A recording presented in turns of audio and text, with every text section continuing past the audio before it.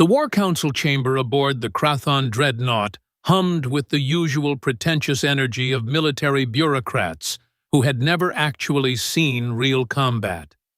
General Vexthor stood at the head of the obsidian table, his forearms crossed in what he imagined was an intimidating pose, though it mostly made him look like he was hugging himself. Around him, a dozen officers from various conquered worlds sat in uncomfortable silence, waiting for him to finish his victory speech. "And so," Vexthor proclaimed, his voice dripping with self-satisfaction, "the human colony on Outpost Meridian falls within the cycle. They have, 300 defenders? Against our legion of 10,000? He paused for dramatic effect, which nobody asked for. "This will be the easiest conquest since the Preluvian surrender." Commander Grix, a slug-like creature whose species had joined the Krathon Empire specifically to avoid being exterminated, raised a tentacle hesitantly. "General, if I may, the intelligence reports suggest that humans are, unusually persistent in combat situations." Vexthor's mandibles clicked in what passed for laughter among his kind. "Persistent? Grix, they are mammals. Soft, emotional, illogical mammals who cry at the deaths of their pets and waste resources on something called, and I checked this twice, birthday parties." He gestured to the holographic display showing Outpost Meridian, a modest settlement on a dusty frontier planet that barely registered as a strategic target. "This is not a battle. This is pest control." The officers laughed, because that is what officers do when the general makes a joke, regardless of whether it is actually funny. 6 hours later, Vexthor was learning that the universe has a spectacular sense of irony. The initial landing had gone smoothly, or what the Krathon military considered smooth, which involved only minimal equipment failures and one transport accidentally firing on another because someone sneezed near the weapons console. The human settlement sprawled before them like a gift, all prefabricated buildings and dirt roads that screamed vulnerability. Vexthor stood at the front of his forces, feeling the weight of what he assumed was destiny, but was actually just his ceremonial armor, which was 2 sizes too small because he had refused to admit he had gained weight. "Attention, humans!" he broadcast through the translation matrix, his voice booming across the settlement. "You are surrounded by the might of the Krathon Empire. Surrender now, and your deaths will be, relatively speaking, painless." Silence answered him, the kind of silence that makes you wonder if your microphone is working. Then, from behind a storage container about 50 meters away, a figure emerged. A single human, female, based on the intelligence briefings he had barely skimmed. She could not have been more than 20 cycles old, wearing what appeared to be standard colony work clothes, covered in dust and stains, that suggested she had been doing actual labor, which was adorable, really. Her hair was tied back in a practical knot, and her face bore the expression of someone who had just been interrupted during something important, like a very good sandwich. She walked forward with her hands visible, and Vexthor felt a surge of triumph. Solo surrender. This would look excellent in his official report. "I am General Vexthor of the Krathon Third Fleet," he announced, puffing up his thorax. "You have made a wise choice in surrendering, human. Instruct your people to lay down their weapons, and we will process you for relocation to a labor facility with, I am told, adequate ventilation." The human woman stopped about 20 paces away. She tilted her head slightly, studying him the way one might examine a particularly interesting insect before deciding whether to step on it. "My name is Maya Torres," she said, her voice calm and clear. "And I am not here to surrender." Vexthor's mandibles clicked again, faster this time, a nervous habit he had never quite conquered. Then why are you here, little mammal? To negotiate? To beg? To cry? He gestured with two of his arms. We have conquered 47 worlds. Your species is barely past chemical propulsion. This is not a negotiation. This is an inevitability. Maya reached behind her back, and every Krathon soldier tensed, weapons raising. She pulled out, and Vexithor had to process what he was seeing because it made no tactical sense whatsoever. A knife. Not an energy blade, not a plasma cutter. A knife. An actual, physical, metal blade that looked like it had been sharpened by hand and used for everything from cutting ration packs to probably opening letters. The general stared at it, then at her, then back at the knife. Then he laughed. It started as a chuckle, then built into a full roar of amusement that echoed across the settlement. His officers joined in, uncertain at first, then with growing confidence. The sound of several thousand Krathon soldiers laughing is not pleasant. It sounds like rocks being ground in a metal barrel, while cats fight in the background. You brought a knife? Vexithor managed between gasps of mirth. To a planetary invasion. Oh, this is magnificent. Grix, are you recording this? I want this for the archive. He wiped at his compound eyes with one claw. Little human, that is, without exaggeration. The most absurd thing I have witnessed in 30 cycles of military service, and I once saw a subordinate try to intimidate a supernova. Maya waited patiently for the laughter to die down, turning the knife slowly in her hand. The blade caught the light of the system's sun, glinting in a way that should not have been threatening, but somehow was. When the general finally regained his composure, she spoke again. Are you finished? Oh, please, continue, Vexithor said, gesturing magnanimously. I am genuinely curious what you think is going to happen here. Are you going to, what, throw it at me? Charge my entire army with your adorable little stabbing implement? Perhaps challenge me to single combat like in your primitive entertainment media? His expression shifted to something uglier. The Krathon Empire has faced down species with natural weapons that could slice through starship hulls. We have conquered worlds where the very atmosphere is hostile. And you think you can stand against us with that? Maya smiled then. It was not a nice smile, it was the smile of someone who knows something you do not, and that something is going to ruin your entire day. General Vexithor, she said softly, you misunderstand. I did not bring this knife to fight you. I brought this knife to make a point. She shifted her stance, and suddenly every human instinct in the universe should have been screaming at the Krathon forces that something was very wrong. See, you did your intelligence gathering. You read the reports. You saw that we are soft, that we are emotional, that we throw parties for the anniversary of our births. You saw all of that, and you thought it made us weak. Because it does, Vexithor said flatly. No, General, it makes us human, and you are about to learn what that actually means. She raised her voice slightly. You came to our home.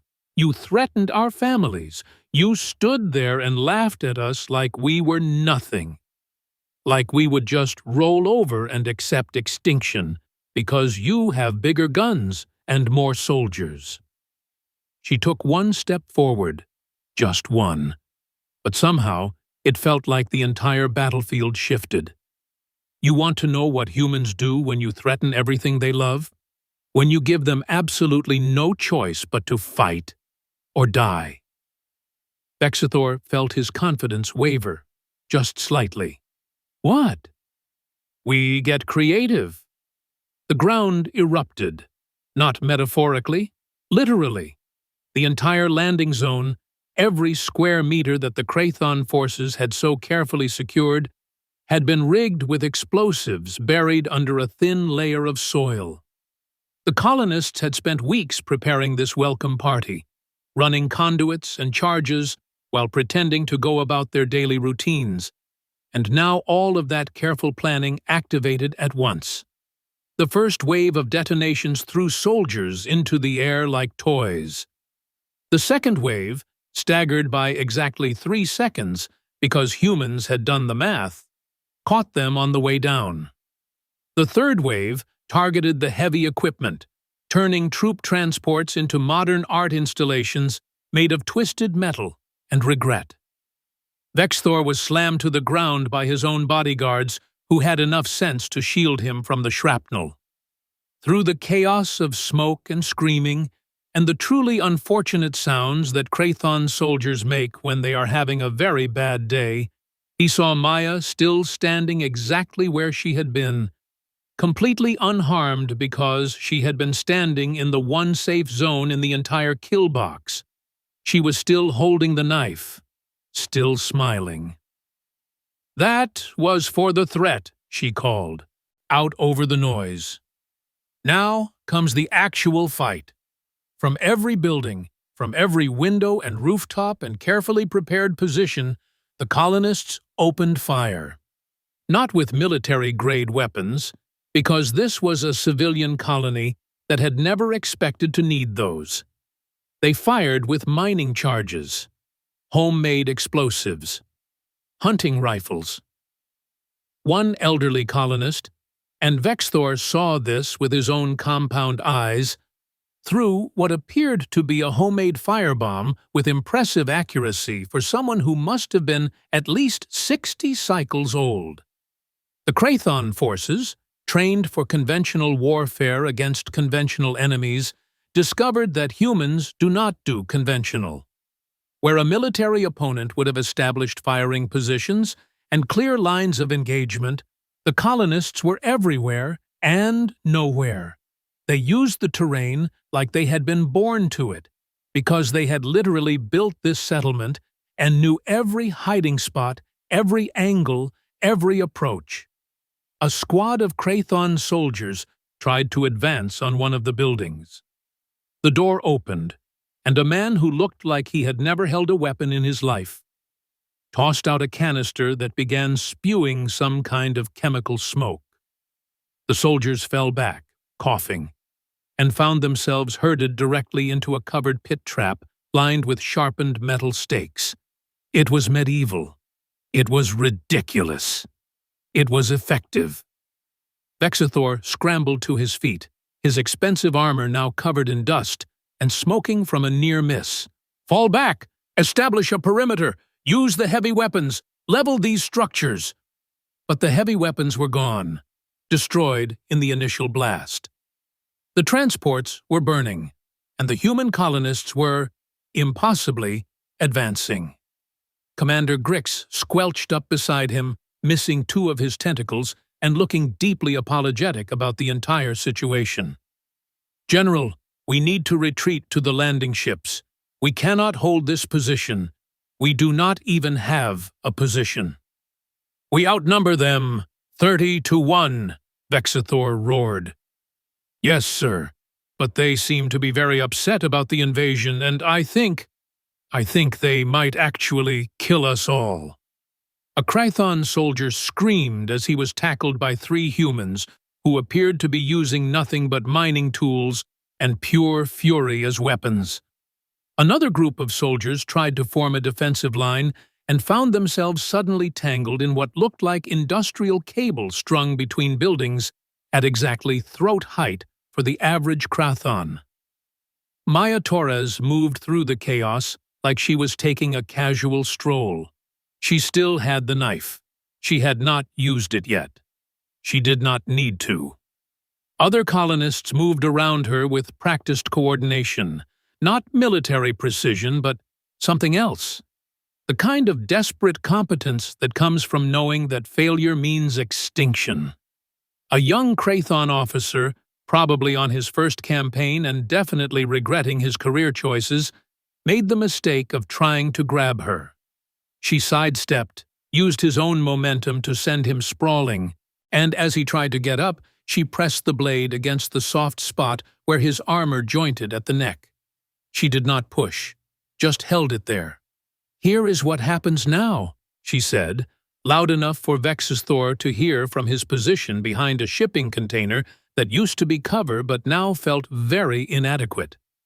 "You run back to your ships. You leave this planet. And you take a message to whoever sent you." She leaned closer to the terrified officer. "Humans do not surrender. We adapt. We innovate. We fight with whatever we have, and we never, ever stop. You want this colony? Fine. But every meter of ground will cost you blood. Every building will be a trap. Every shadow might hide someone ready to die just to take you with them. And eventually, you will realize that conquering us is not worth the price." She released the officer, who scrambled away so fast he left scorch marks on the ground. Vexthor watched his grand invasion dissolve into a complete disaster. Watched his soldiers, his trained, equipped, experienced soldiers, get beaten back by miners and farmers, and teachers who had decided that today was not a good day to die. He had expected glory. He had expected an easy victory. He had expected these soft, emotional mammals to fold under pressure. He had been spectacularly wrong. "General," Grix said quietly, "the ships." Vexthor wanted to argue, wanted to order a renewed assault, wanted to do anything except admit that he had just been defeated by a woman with a knife and 300 colonists with more courage than sense. But he was a general, which meant he was very good at recognizing when a situation was unsalvageable, and also very good at blaming someone else for it later. "Retreat," he said, the word tasting like poison. "Sound the retreat." The Krathon forces fled. There is no other word for it. They ran for their ships like children fleeing a ghost story, and the colonists let them go because they had made their point, and because ammunition was actually quite limited, and they needed to save some for the next time someone got stupid ideas. Maya stood in the center of the settlement as the Krathon vessels lifted off, their engines screaming with what might have been indignation or just poor maintenance. Around her, colonists were already moving to secure the wounded, put out fires, and probably start the cleanup that would take weeks. Someone would need to fill in all those explosion craters. Someone else would need to fix the water main they had accidentally blown up in Sector 3. There would be funerals for those who had not survived the fight. But they were still here, still alive, still free. She looked down at the knife in her hand, the blade that had never drawn blood but had made a general laugh, and then made him run. She would clean it later, oil it, put it back in its sheath, and hope she would never need to draw it again. But if she did, well, she knew something now that she had not known this morning. She knew that humans could stand against the darkness, against impossible odds, against empires that spanned galaxies, not because they were the strongest or the most advanced or the most numerous, but because when you threaten everything they love, they stop being soft and become something else entirely. Something that will fight with knives and mining charges and burning determination. Something that will look at an army and see not an unstoppable force, but just another problem to solve. Something that will turn a general's laughter into screams and then into silence. Maya Torres smiled and walked back toward the settlement hall, where people needed organizing and plans needed making. Because if the Krathon came back, and they probably would, the colonists would need to be ready, and next time She was bringing 2 knives. 3 months later, General Vexthor sat in what could only be described as the galaxy's most uncomfortable chair, facing the Krathon High Command Tribunal. The room was designed to make people feel small, with vaulted ceilings that disappeared into shadow and walls covered in the names of conquered worlds. Usually, Vexthor loved this room. Today, he would have preferred to be literally anywhere else, including inside an active volcano. Supreme Commander Thrace, a massive Krathon whose carapace bore the scars of actual combat from back when generals still fought on front lines, leaned forward with all the warmth of a black hole. "Let me understand this correctly, Vexthor. You took 10,000 soldiers, 15 heavy transports, enough firepower to level a small moon, and you were repelled by, let me check my notes here, 300 colonists armed with farming equipment and aggressive attitudes." Supreme Commander, the intelligence reports failed to mention several key factors about human defensive capabilities, Vexthor began, using the time-honored military tradition of blaming anything except himself. "The intelligence reports," Thrace interrupted, "mentioned that humans are resourceful, protective of their offspring and territories, and prone to extreme measures when cornered. You dismissed these warnings because, and I quote from your mission log, they throw birthday parties." Vexthor's mandibles clicked nervously. In my defense, birthday parties did seem tactically irrelevant. Everything is tactically relevant when dealing with a species that turned a mining colony into a death trap using supplies from a hardware store. Thrace slammed one massive claw on the table.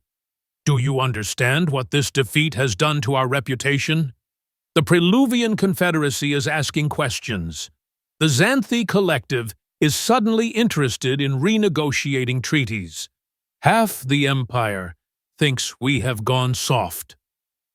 "I can lead another assault," Vexthor said quickly. "With proper preparation this time.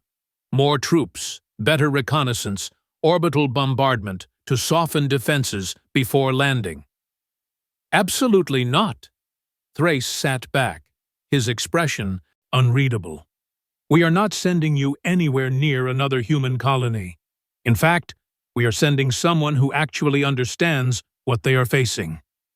He gestured to the chamber entrance. "Specialist Kale, please join us." The doors opened, and Vexthor felt his stomach, well, one of his 3 stomachs, drop. Specialist Kale was not Krathon. She was Viridian, a species known for 2 things: their exceptional intelligence-gathering abilities and their complete lack of patience for incompetent military leadership. She stood barely 4 feet tall, covered in iridescent scales that shifted colors based on her mood, and right now, those scales were showing deep crimson, which meant she was annoyed. "General Vexthor," Kale said, her voice like silk wrapped around razors. "I have spent the last 12 weeks studying humans. Not skimming reports, not assuming. Actually, studying. Would you like to know what I found?" Vexthor did not want to know, but he nodded anyway, because refusing would be worse. "Humans evolved as persistence hunters," Kyle continued, pulling up a holographic display. "They did not have natural weapons, no claws, no venom, no armor. So they developed something more dangerous: the ability to simply not give up. They would chase prey for days, sometimes weeks, until the animal literally died from exhaustion. This is a species whose evolutionary advantage is being too stubborn to quit." She swiped to another image showing human history. They fought wars that lasted generations, held defensive positions against impossible odds, developed weapons that could destroy their entire planet, and then, somehow, managed not to use them because they decided extinction was bad for morale. Another swipe. They sent fragile spacecraft to their moon using computers less powerful than our personal datapads. They built cities in deserts, on mountains, in frozen wastelands, anywhere they felt like standing, just to prove they could. "I am aware of human persistence," Vexthor muttered. "Are you? Because you walked into their home, threatened their families, and laughed at them. You did the three things most likely to trigger what humans call, and this is an actual phrase in their languages, going full defensive mode." Kale's scales shifted to a darker red. "Let me tell you about Maya Torres, the woman with the knife who apparently haunts your nightmares now." Vexthor flinched. He had been having nightmares. "Maya Torres is 23 years old. She worked as a hydroponics engineer before your invasion. No military training, no combat experience. She grew plants for a living." Kale zoomed in on an image of Maya working in a greenhouse, looking completely ordinary. "But when you threatened her home, she organized the entire colony defense. She calculated blast radiuses for homemade explosives. She designed overlapping fields of fire using agricultural equipment. She turned 300 terrified civilians into a fighting force that made your army run away so fast they left half their equipment behind." "It was a tactical withdrawal," Vexthor protested weakly. "It was a rout, and we both know it." Hell closed the display. "Here is what concerns High Command. Maya Torres is not special. She is not a human super soldier or a trained operative. She is average, which means every human colony has dozens, maybe hundreds of potential Maya Torres types just waiting for someone stupid enough to threaten them." Supreme Commander Thrace spoke again. "The High Command has made a decision regarding human territories. We are declaring them a protected development zone." Vexthor's eyes widened. "You are giving up? One defeat, and we surrender an entire species to independence?" "We are not giving up. We are being smart, which I realize is a novel concept for you." Thrace stood, his full height making him tower over everyone in the room. "We are implementing a 50-year observation period. No invasions, no colonization attempts, no hostile contact. We watch them, study them, and see what they become when left to develop naturally." "They could become a threat," Vexthor argued. "They already are a threat," Kale said. "The question is whether we want them as enemies or potential allies. Right now, they know we exist, and that we are hostile. Give them 50 years with that knowledge, and I promise you, General, they will not spend that time throwing birthday parties. They will prepare. They will innovate. They will turn every colony into what Outpost Meridian became, but worse, because now they know we are coming." Thrace nodded. "Or we step back. We open diplomatic channels in a few decades when they are ready, and we see if there is a possibility of cooperation. Humans have something most species do not: the ability to hold grudges for generations, but also the capacity to forgive when given proper motivation. We play this correctly, and in a century, they might be valuable allies. We play it like Vexthor did, and in a century, they will be knocking on our doors with significantly better weapons than kitchen knives." Vexthor wanted to argue more, but he recognized a lost cause when it was beating him senseless with logic. "What happens to me?" "You are being reassigned to the outer monitoring stations," Thrace said. "Somewhere far from strategic decisions and vulnerable to your particular brand of leadership. Dismissed." Meanwhile, back on Outpost Meridian, life had returned to something resembling normal. if normal included regular combat drills and every colonist knowing how to build explosives from household chemicals. Maya Torres stood in the reconstructed greenhouse, checking on the tomato plants that had somehow survived the battle. Plants were resilient like that. "Maya, we have got incoming," called Jason Park, the colony's communications officer, rushing in with a data pad. "Single ship, small, broadcasting non-hostile intentions, and a request to land." Maya set down her watering can and said, "Are they Krathon?" "Negative. Signal identifies them as independent, possibly a trader or scout. They are asking specifically for you by name." That was interesting and concerning. Maya wiped her hands on her work pants and headed for the landing pad, where a crowd of curious colonists was already gathering.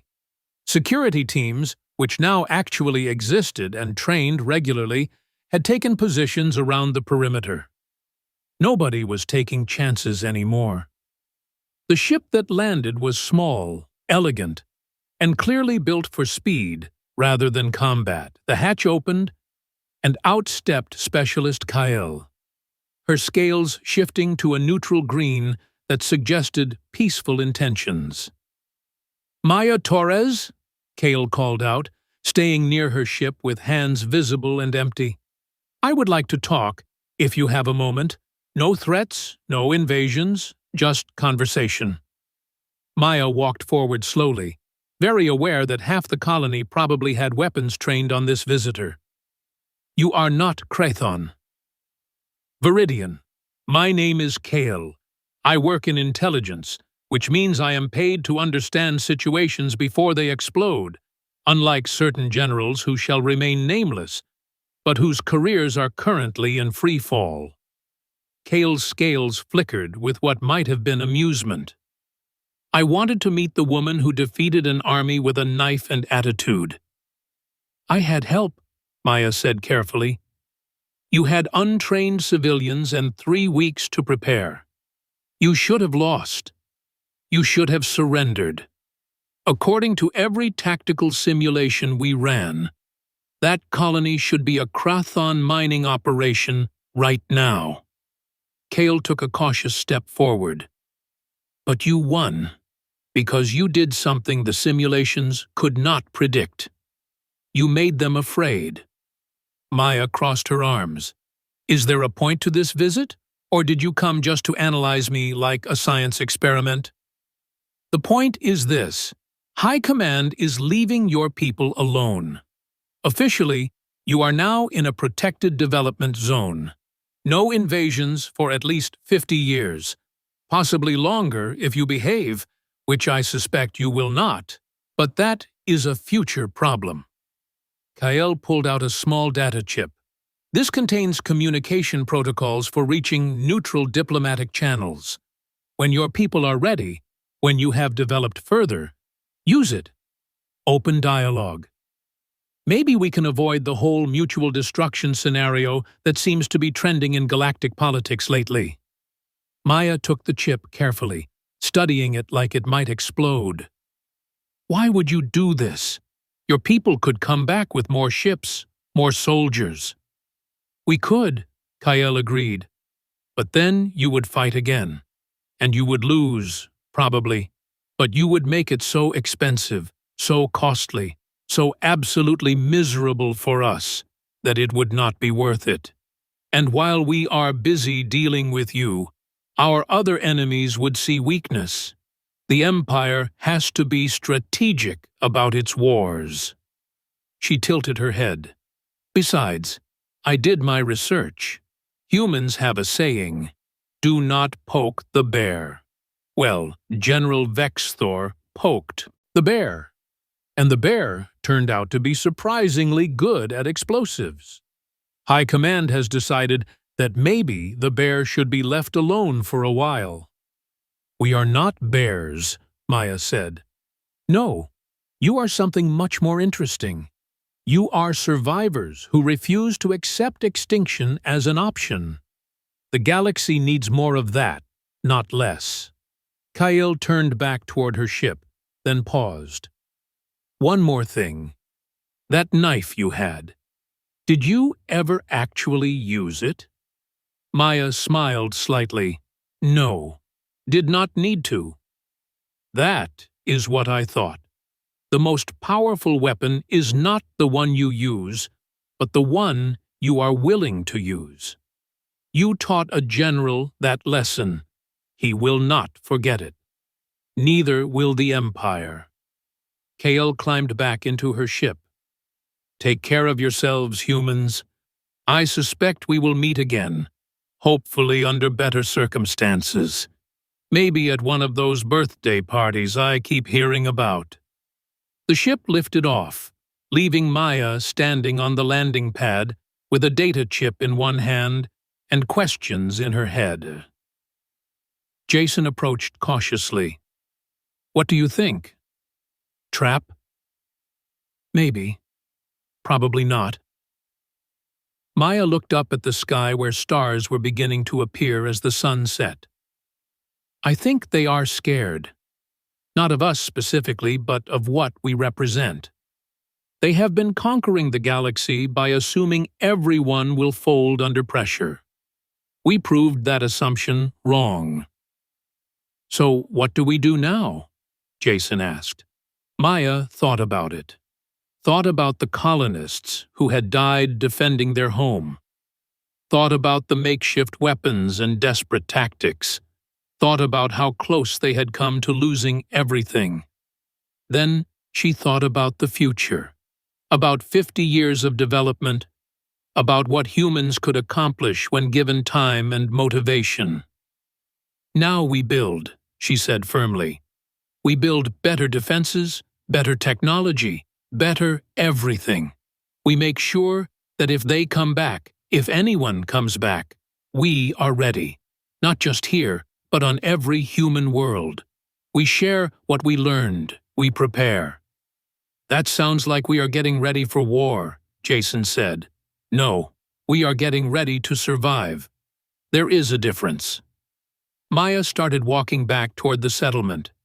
And maybe, just maybe, we use that chip Kale gave us. Open some channels, make some friends out there. Because if the Krathon Empire is scared of 300 colonists with mining equipment, imagine what they will think of humanity working together with other species who are tired of being conquered. Jason grinned. So we are going to be the galaxy's problem instead of its victims? Exactly. We are going to be so problematic that everyone will decide diplomacy is easier than invasion. Maya laughed, the sound carrying across the settlement. They wanted to test humanity? Fine. They got their test. Now they get to live with the results. Back in the greenhouse that night, Maya carefully placed the knife back in its sheath and hung it on the wall. It had served its purpose. It had made a statement. It had bought humanity time and respect and a chance to grow stronger. She returned to her tomato plants, humming softly while she worked. Life went on. Colonies needed feeding, plants needed tending, work needed doing. But now everyone knew that beneath the birthday parties and daily routines and all the soft, emotional mammalian behaviors that made species like the Krathon underestimate them, humans carried something dangerous. The absolute refusal to go quietly into extinction. The stubborn, persistent, infuriating determination to survive against any odds. The willingness to fight with whatever they had, whether that was advanced technology or a kitchen knife, and make every enemy regret ever threatening them. General Vexthor learned that lesson the hard way. The Krathon Empire learned it watching his defeat, and somewhere out in the galaxy, other species were learning it too. As the story spread of the human colony that turned back an army with explosives made from fertilizer and pure spite. Maya Torres watered her plants and smiled, thinking about the future. 50 years was plenty of time. Time to build. Time to grow. Time to become exactly what the galaxy needed, whether it wanted it or not. Time to show the universe that humans were not going anywhere, and that anyone who thought otherwise was welcome to try changing their minds. They just needed to bring more than an army. They needed to bring their ending, because humanity was very good at providing those.